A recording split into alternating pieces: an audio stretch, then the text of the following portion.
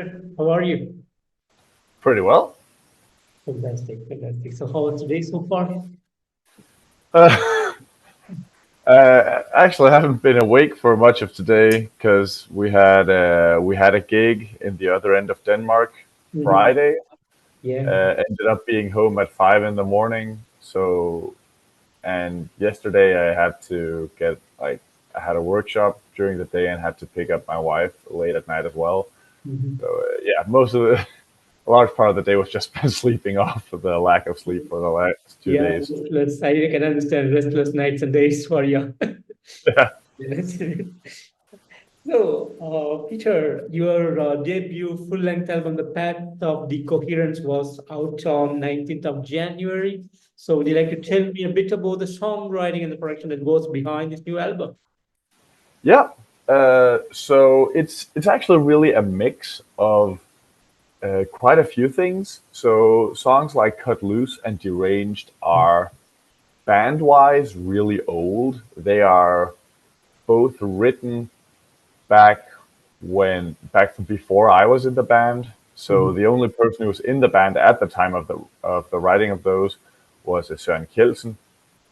Actually, I think that's also true. That's also true for "Prayer for the Reckless." And they've been iterated upon since then. We've especially "Prayer for the Reckless" went through a major change, Mhm. especially with the middle section, which used to be very different and a lot more, actually, quite a lot more chaotic and experimental than it is at the moment. But we decided that since there's a lot of other things going on elsewhere in the song, that for the middle section we'll try to tone it down a bit and lean more heavily into our like 80s new wave of British heavy metal, Iron Maiden, guitar harmonies, Yeah. that kind of thing, and just crank that. Otherwise than that, it's also a very collaborative effort, which somewhat ties into the name. Mhm. So Leap of Faith was primarily written by a guitarist and other person named Peter Logger. Mhm. And I can't quite remember if he actually wrote most of that before joining the band or if he wrote it while in the band. He definitely had quite a few ideas for the song from before his entry into Advocacy. That was uh, that was written much more from like a standpoint like so he came in with this main idea and then we tried to add a few things onto it and take a few things away. It still very much has his like signature fingerprint on it. It turned out really good, I think. I agonized over the bass intro for a long time, trying to figure out what do I think works, what do I feel comfortable playing. Because I mean, I don't. I get like playing riffs that other people write, and that's not really a problem because that serves the song as a whole. But when it's a solo section, I kind of also want to put my own spin on it, and so that it sounds like me. And we write bass parts very differently. Star Formation was one of my earliest songs. That was written during the first half year I was in Advocacy, so we're way back in 2017, Mhm. where I had to do a university project in astronomy.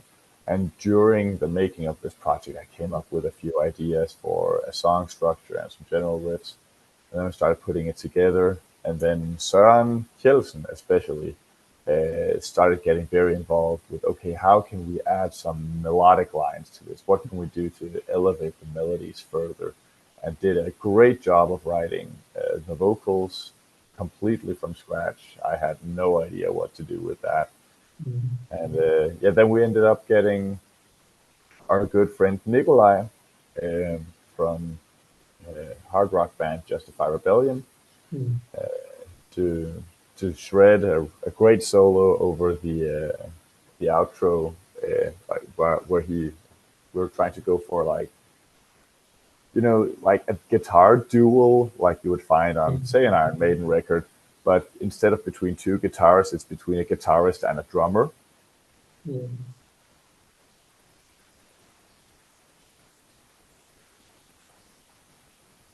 But yeah, so a lot of it was written a long time ago, and but also most of the songs have had additions late in the process. Uh, while recording, there have been a few times where we've gone, "Oh, this could be a good idea." So Yeah. that's also something we've learned from this album, like to try to hash all of that out in Yeah. pre-production, and then put a lid on it. No Mm. more ideas after we've sent the track to the mastering engineer. Yeah. Interesting, interesting. And since, as you said, these songs come from years of working and it came out together. But this album has some kind of concept that you guys focused on. There's not a single like common concept for the album. Um, it does tend a little bit toward lyrically. There's some common ground to be found through Søren's writing. There's a lot of kind of existential philosophy in who you are as a person, why you're here as a person, what you do with yourself in different situations. And I'd say there's also a general sense of for the songs that are focused on darker times of your life. There's like a general underlying message of it gets better, or like trying to look forward to a new dawn where you can work on whatever problems you have and get better. But not so much. There's not like one unifying theme. We have been started working on like ideas how to do that for future releases, but it wasn't so much present on this release.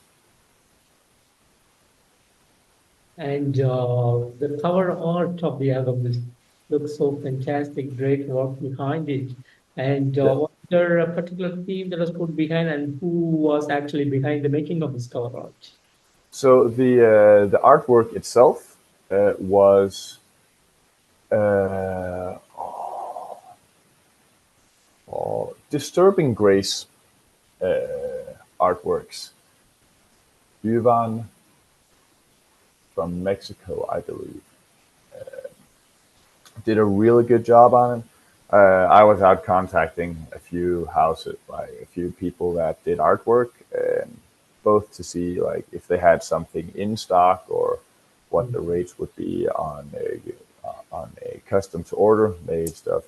And we came Ivan from Disturbing Grace, he contacted us and said, like, take a look at what I've got already. I can also do some stuff custom. And we looked his at his portfolio, and I just thought that there was this really great pairing of the planet that's first shattering, and on the other side, it's kind of like an egg that's already been cracked. The Earth, the planet has shattered, and it's full of strange colors and rainbows and stuff. And it just, I don't know, it felt right.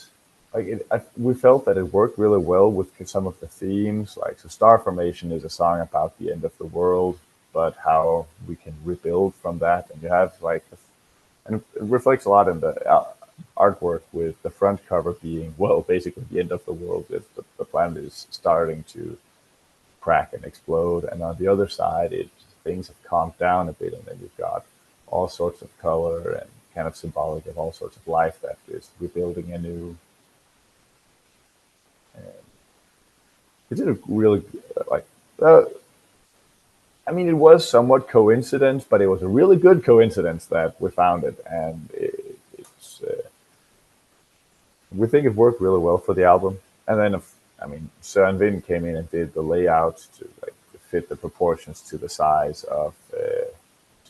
requested by the label and the CD printer, and like getting our logo and the title to fit on it. But yeah. Exactly. And speaking of the Path of Decoherence album, uh, although it's a debut album, it sounds like years and years of hard work put inside of it, and it came out as a perfect album. So I was totally flabbergasted by the work behind this album. Totally mind-blowing songs from start to end with the interlude. Everything comes out so awesome. It's totally perfect. I totally love this album. So I want to thank you guys so much for putting even an awesome album this year. And as a creator, how do you guys feel about the outcome of this new album? Well, I mean, first of all, thank you a lot for your kind words. Uh, we have been extremely pleased to see the response that's been to the album, and also the difference in responses. Uh, so, I mean, we are extremely proud of the album. It's, as you said, it's been a lot of work. And Yeah, Søren has started this band way back in, I think it was 2015, and I joined in 2017. And every, like all other members have been changed since then. But yeah, now we've landed on like, we feel like the five of us work really well together. And like, we feel like this is where it could stay for forever. Um, and so it's a labor of love and also a labor of knowing that we feel like this will work. So it felt like really worthwhile to put hours upon hours of work into making the album what it is and polishing it. And when Frederik, who produced the album, he or mixed it and mastered it, he wrote to us saying that this part is like ever so slightly out of tune, and I would listen to it and I couldn't hear it, but maybe Søren Vind could hear that there was something wrong. And I'm like, okay, but I mean, second, like, good enough is not good enough. So like, then we go back and then we re-record that part, so we make sure that everything works perfectly. And like spend a lot of time doing it, and it's really become, you know, like our first greater impact that we can set upon the world. I mean, we've had two EPs out already, but they were, the first one was a lot more digital. mm, I find it a bit sterile in the sound, but also there were issues with getting the drum tracks, so it ended up being computerized drum tracks on the first EP, and that was also before my time in the band. And on the second one, we were like, okay, what can we do just by ourselves? So it's very homemade, and it also shines through, especially in the production. We learned a lot of things doing that, but it also definitely stands as a do-it-yourself project. And this time we felt like, okay, now we're actually ready to emerge onto the professional scene. And we did still learn a lot of things. It was not an easy birth, but we learned a lot of things, and we grew a lot as musicians as well. So we're extremely happy to see how people receive it. Of course, all the positive reviews are like that. That's strokes our ego like perfectly for us. But also some of the people who don't like it. We've had a few reviews from a few German publishers that were not quite impressed with it, but I think it was really constructive criticism. But basically, what it came down to is that they didn't like the kind of music that we wanted to make, and that is fair. I mean, this is not music for everyone, and it's not yeah, supposed to be. Um, so it's, I don't know, it's nice to see when people also point out flaws where we can look at it and then decide, is this something we would like to work on in the future, yeah, or is it something where we feel like that's our identity? So some of them will might not be a fan of how much we experiment, and we're like, yeah, I mean, we're not going to do anything about that because we like that. That is part of what we are. but also some of them say, rightly so, that they wish that the album had a more unified identity. That like that there was some, as you mentioned earlier in the interview, like a unifying theme running throughout all the songs. And when we looked at that, I thought that's actually where like we could look at that, like try to get more into that kind of songwriting for the future. It's been it's been great. I mean, we're still new on the larger scene, but it's been a real pleasure like arriving on the scene and just being met with everything really. And did you guys do something special on January 19th on the day of the release? We did. We went down to Aarhus, our hometown's like central heavy metal bar, Escobar, and basically threw a party down there. So we showed up before they opened and set up a little corner of the bar where we would hang out and people could come buy merch and get everything signed that they wanted signed, buy CDs, and then we just like got pretty drunk, had a great party. The album was played once in its entirety, front to back, and then during the night, occasionally people would request particular songs off it back again, and it was a great time, a great vibe. It's uh, it's really something that I think that the bar does well is unify the heavy metal community in Aarhus. And speaking of touring, do you guys have some big plans for 2024? We do have plans, not as big as one would expect of like the classical heydays of release the debut album, do a world tour. But we'll be playing quite a few gigs around in Denmark, and we've definitely scaled up in the size. At the time of recording, there are some gigs that haven't been unveiled to the public by the hosts. But by the time this comes out, I think, well, depending on how quickly that happens, but there's a good chance that by the time this comes out, it's been revealed that we're playing at some larger venues than we've been used to. We've very much gotten used to a lot of like smaller bars, smaller stages. Now we're trying to move up and also like get out into Denmark. We've played a lot in like the home area within say 70 kilometers of where we have our rehearsal space. But now we're just this Friday we were at the other end of Denmark in Copenhagen and playing a gig over there, which was wonderful with the the lovely people in Lastera and Room 32. And we've been trying to get things like to talk with some of the bands that we know that are somewhat in the same genre and see can we do something like could we do a small tour of Denmark? Does it make sense if we do a small tour of say Germany or uh, Sweden, Norway? Like what can we work with there? But it's not necessarily easy work because we don't have our own booker, so we have to do all the legwork ourselves, and it's also a confusing line of work to get into. There are a lot of unwritten rules, or it might be better to call them, there are a lot of standards that are implied, but uh, no one really tells you up front, so you kind of learn as you go along. But it's interesting, and we've had we've had pretty good luck so far.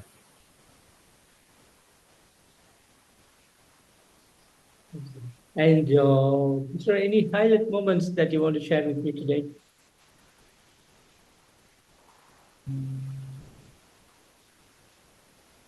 I think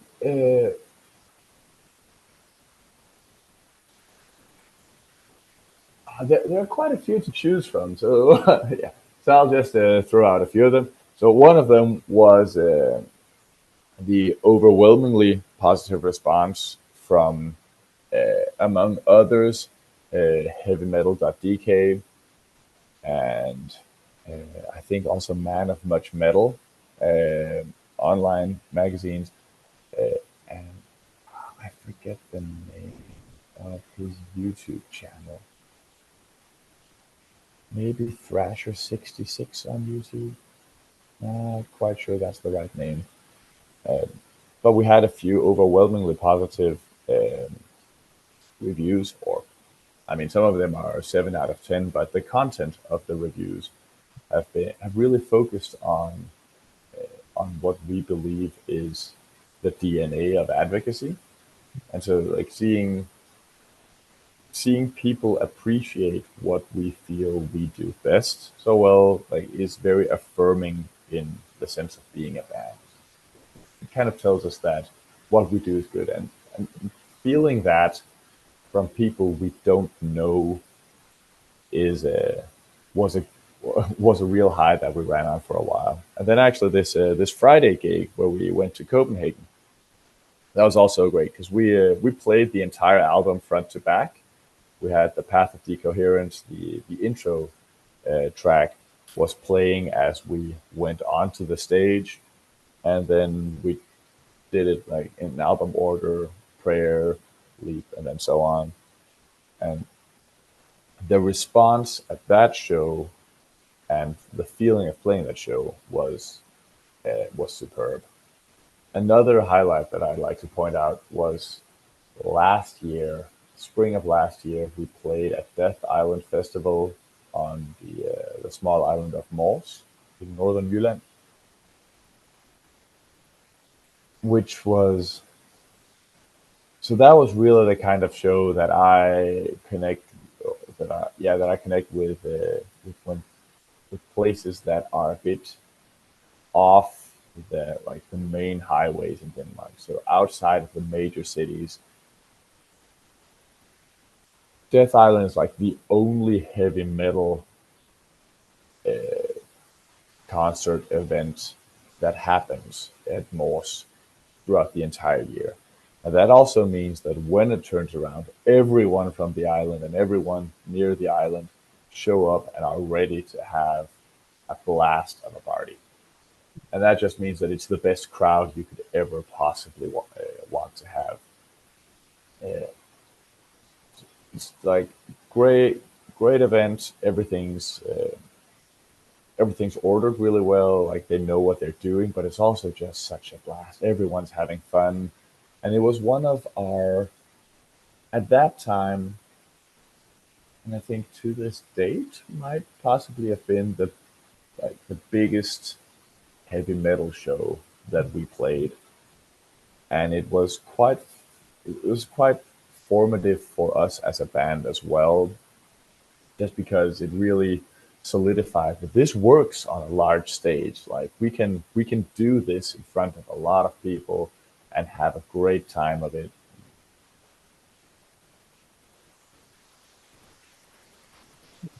Interesting. And the path of decoherence has put up a milestone in the life of advocacy now. So moving forward, it will put up a lot of expectations from the fans. So is that going to put a lot of pressure on you guys in the upcoming albums? Mm, I mean, yes, but not as much pressure as we put on ourselves. I definitely think that we are our own worst enemies when it comes to our music. Also, because we've gone through the process of Path of Decoherence, we've gotten a lot. Our standards for what's acceptable have risen, uh, but also our scope of what can be made acceptable. Like if there's a song that's not quite good enough, then I really feel like we have the idea that we can just work on it until it is. But we all then also suddenly have this idea of wanting to incorporate the songs in a grand unified theme, and that's going to be it's going to be difficult because we write quite diversely. I mean, the two the two sounds have a lot more of a like traditional prog feel, with Søren Wind possibly being a bit more new school and Søren Kjeldsen being a little bit more old school. Uh, I say Peter, he has a bit more of a like, influence from the metalcore sections, but he also, I think, more than anyone else in the band, has the ability to just get straight up weird, which gives like a really interesting spice to the music, uh, and make things unconventional. Personally, I come from a thrash metal and technical death metal background.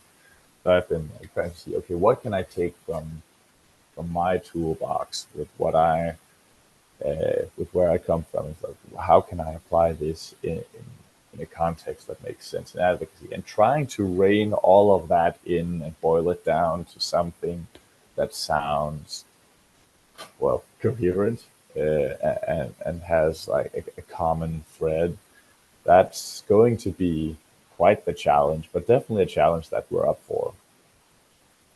I've already got a few, like a batch of new songs written, and I've started rehearsing some of them, and they contain everything from black metal influences over to something that sounds pretty much like more classic power metal, where we try to see, okay, can we actually write a sing along hook? And I mean, I don't know how sing along it will be, but I think it is somewhat of a hook.